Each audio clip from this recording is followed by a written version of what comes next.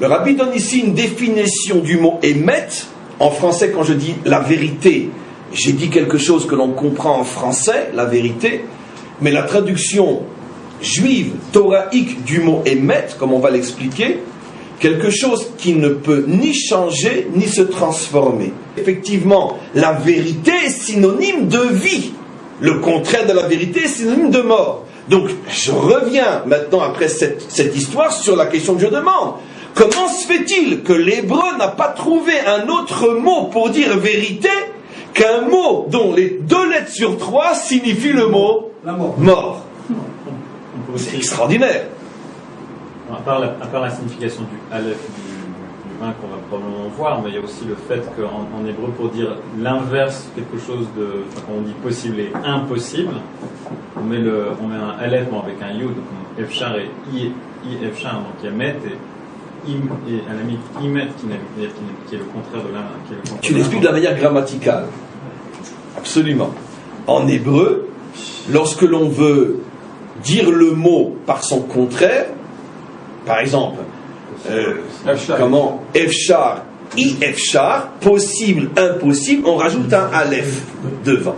Un aleph conjugué avec un yud, parce qu'on le lit i. Donc il a trouvé, même grammaticalement, qu'effectivement le aleph inverse. Et donc, il voudrait dire que c'est exactement ce qui se passe sur le mot émet. En vérité, émet, ça signifie quoi? Émet, la vraie traduction du mot émet, c'est la non-mort. Extraordinaire. Donc maintenant, on a compris. C'est extraordinaire. Tu ne sais pas à quel point c'est extraordinaire ce que tu viens de dire. C'est incroyable.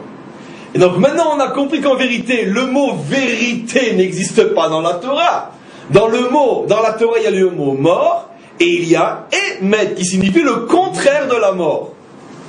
Je voulais expliquer différemment. Je vais maintenant construire sur ce que tu as dit toi, et je vais dire ce que je voulais dire, et je vais rejoindre les deux.